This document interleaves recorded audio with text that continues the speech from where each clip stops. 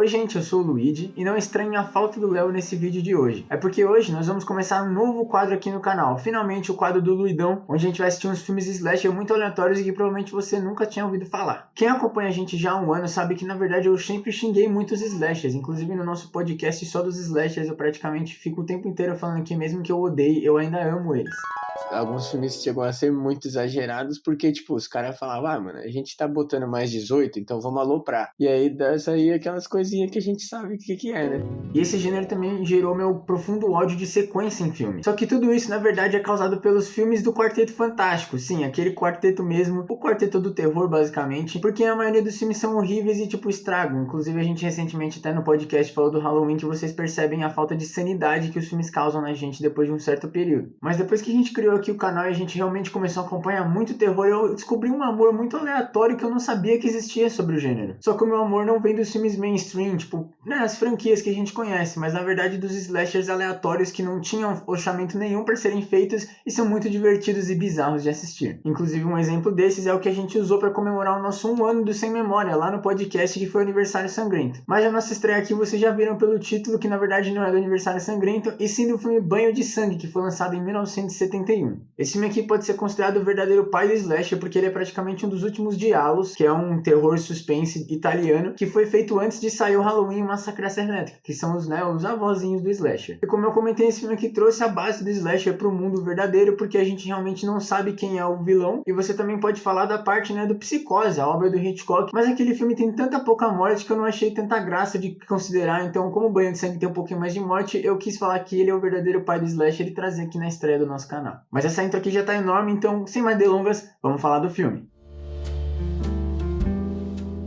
O filme ele começa da forma mais italiana possível porque a gente já começa com 2 minutos de crédito onde não acontece nada, só fica tocando a música e aparecendo o nome da galera. Isso é maravilhoso e vocês sabem como a gente se sente a respeito disso, né? Então a gente é apresentado a nossa primeira morte do filme, que é uma senhorinha cadeirante e ela vive numa mansãozona sozinha numa baía muito bizarra. Então aparece uma mão que a gente não sabe de quem é e a pessoa coloca uma corda no pescoço da velhinha e empurra ela da cadeira de rodas, assim fazendo o pior assassinato que eu já vi na minha vida, porque ela fica pendurada tipo na cadeira de rodas, é muito engraçado.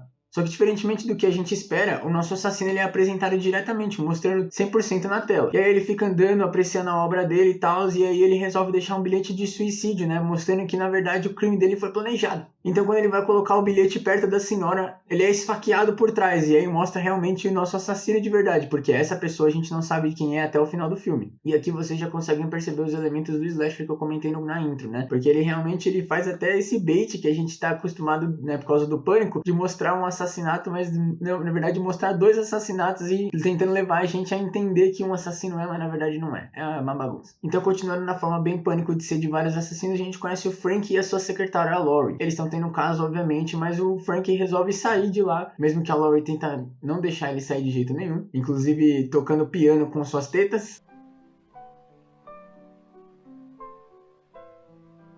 Bye, sweetheart. Bye. Squonk.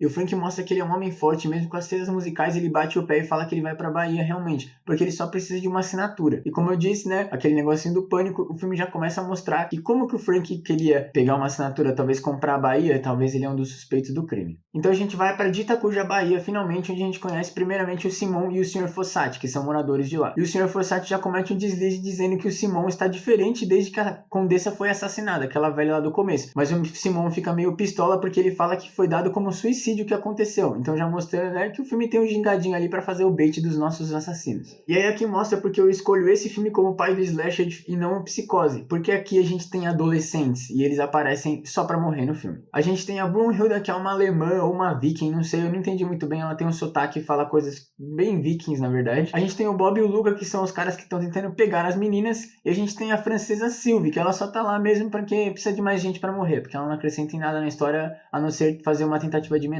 Então, para terminar o nosso elenco de mortes, a gente conhece a senhora Fossati. E ela é uma daquelas videntes meio doida da vida. E ela comenta que ela tá sentindo o sopro da morte vindo em direção à Bahia. Só que o senhor Fossati é um bostão e ele fica zoando ela. Mas ele vai além e diz que ele não vai deixar comprarem a Bahia nem roubarem dele. E mesmo que ele precise matar. A gente realmente precisa ir na escola de suspense italiano, velho. Porque os caras conseguem disfarçar bem, né? E aí finalmente a gente tem mais uma morte no filme quando a nossa Viking é assassinada. Porque ela tava lá nadando pelada na Baía, porque obviamente sim, isso aqui é um slasher, né, gente? Só que quando ela vai sair da água, pular no deck, ela sente alguma coisa prender o pé dela. E quando ela olha pra baixo, é um cadáver que tava meio que submergindo ali. E aí ela consegue sair, pegar as roupas, só que ela vê o nosso assassino. E claramente mostrando que o nosso assassino não tá nem aí, porque ele vai matar de qualquer jeito. E aí a gente começa uma cena de perseguição bem a lá Final Girl mesmo. Só que não é Final Girl ainda, né? Ela vai correndo até o hotel que eles tinham invadido, só que eles já tinham saído fora porque eles foram pra mansão da Condessa, né, invadir outra propriedade alheia. Aí a Brunhilda fica desesperada porque não tem ninguém lá e ela continua correndo, mas quando ela tá chegando na casa da Condessa, o nosso assassino pega ela e dá uma cutelada e mata ela. E logo em seguida a gente já tem uma segunda morte, porque depois daquela tentativa de minagem que eu falei da Sylvie, o Luca não fica muito felizão e manda o Bob tomar no cu e pastar, e aí o Bob tá lá bem tranquilão e ele escuta alguém batendo na porta. E quando ele vai abrir, ele toma uma puta cutelada na cara que mata ele de uma vez. De novo, os efeitos práticos sendo muito fodas aqui. E bom, se vocês estão ouvindo o que eu tô falando, vocês estão percebendo que esse filme aqui parece muito Sexta-feira 13, só que antes de Sexta-feira 13 existir, né? E a nossa próxima morte foi eternizada, só que não no banho de sangue, sim no Sexta-feira 13, que é aquele famoso double kill quando as pessoas estão fazendo vucu-vucu lá na cama que o Jason faz no terceiro filme. E isso mostrando que o Sexta-feira 13 não copiou só o Halloween, né? E como um bom filme italiano, esse aqui não poderia deixar de colocar personagens do nada quando a gente tá quase indo pro final do filme, né? Então, com 40 minutos de filme, a gente é apresentado a mais duas pessoas, que é a filha daquele maluco que matou a Condessa lá no começo e foi assassinado depois, e o marido dela que é um bostinha. E eles foram até a Bahia porque eles estão estranhando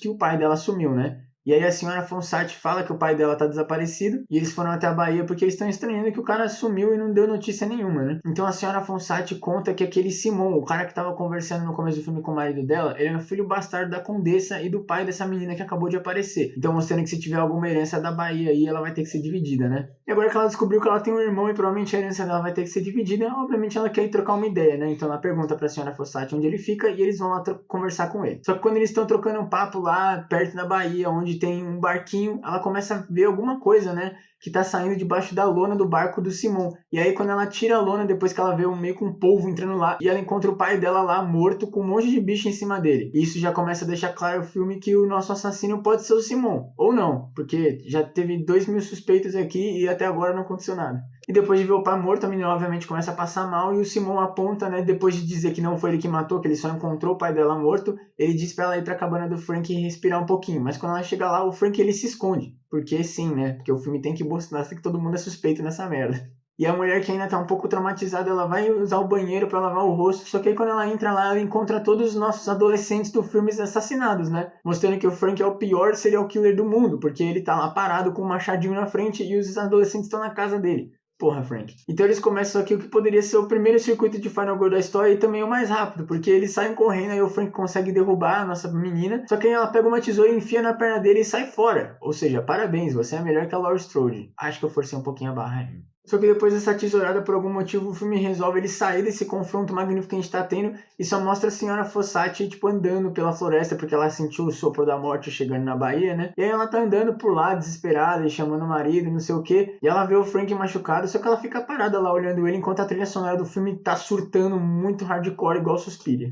E enquanto ela tá distraída vendo um homem que tomou uma tesourada na perna, ela é decapitada com um machado. E isso aqui é maravilhoso, porque é muito repentino, a gente não tá esperando que ela vai morrer dessa forma, né? Tudo bem que a morte do Bob também foi meio repentina, mas como a gente já tava no clima do assassinato da Brunhilde, a gente não espera tanto, né? Aqui, como meio que tava indo pro ato final meio caótico, mas não ao mesmo tempo, a gente não tava esperando realmente que ela ia tomar essa decapitada aleatória. Enquanto a senhora Fossati estava sendo decapitada, o marido dela não tava demorando muito pra encontrá-la lá no céu. Porque quando ele vai ligar pra polícia, a gente vê aqui que o Halloween também copiou o banho de sangue quando ele é enforcado com o fio do telefone pelo marido da nossa filha do cara lá, que é uma confusão a história aqui, mas é aquela menina que deu a tesourada na perna do Frank, também conhecida como a filha do cara que foi assassinado no começo do filme a facadas, né?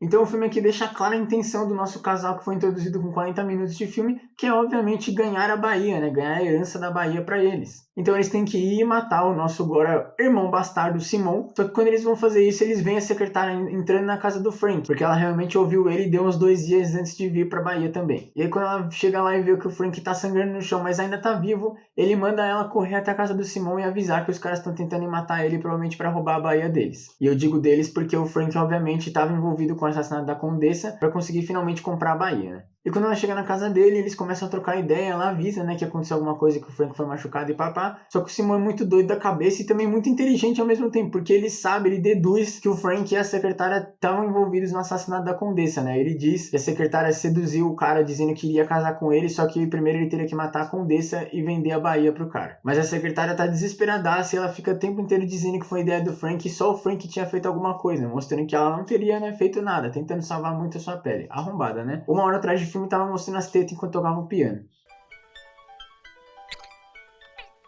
Então o filme, que agora já tinha 1h10, ele resolve que seria uma ótima ideia ir para um flashback. Muito bom, parabéns, Jogos Mortais, você conseguiu mais uma vítima. E mostra a reunião da Condessa com o Frank e a secretária, porque eles estão tentando comprar a Bahia dela, só que ela é teimosa, bate o pé e diz que não vai vender de jeito nenhum, porque ela não vai deixar eles destruírem a herança da família dela. Só que a secretária é muito pau no cu e rouba o diário da velha sem ela perceber, o que é maravilhoso. Eu não consigo nem pensar que uma velhinha coitada tem um diário e ainda é roubada, é foda, né? E aí na última página escrita a gente vê praticamente uma carta de desistência da vida da velha, não que ela ia, né, cometer suicídio, mas que ela já tinha meio que largado, que ela só queria morrer logo de uma vez, porque ela tinha tomado um pé na bunda. Tadinha, a última romântica morreu. Então os dois bolam aquele plano, né, de fazer o cara matar a Condessa e depois seduzir ele pra vender a Bahia. E quando o filme volta pro nosso período atual, de onde tá acontecendo um monte de assassinato na Bahia, o Simon mostra que ele não é gado e ele vai e mata a secretária. Muito bom, velho. E depois desse X1 épico, a gente já parte pra mais um, quando o casal arrombado lá vem e vai matar o Simon pra finalmente, né, conseguir ter a Bahia pra eles. E infelizmente eles conseguem. Mas eles ainda precisam encontrar o documento que diz, né, que a herança da Bahia seria deles. Então quando eles vão procurar, o Frank, que ainda tá vivo e agora conseguiu rastejar até a cabana da Condessa, ele corta a luz e parte pro X1. E aí o filme ele sai da cena pra dar aquele suspensezinho italiano bem de leve do diálogo, mas é óbvio que o Frank perdeu o X1 porque o cara do casal arrombado sai lá. E agora ele tá recebendo até umas bitocas da esposa, porque ela já percebeu que ele não é tão inútil quanto ela achava que ele é, né? Também depois de matar a quantidade de gente, puta que pariu, arrombada do caralho. Então eles encontram um documento finalmente e partem pra comemorar a vitória deles, né? Só que quando eles estão lá felizão, as crianças, que eu não mencionei porque não fazem nada no filme, mas eles têm filhos, e os meninos saem do trailer deles e metem chumbo neles. Não dá pra entender porra nenhuma o que aconteceu, porque eles só matam os dois mesmo e saem pra brincar na Bahia. A gente não entende se é porque eles ficaram putos porque eles não podiam brincar na Bahia, ou se realmente as crianças tinham feito parte do plano, ou escutado alguma coisa, ou se eles só mataram os pais sem querer mesmo.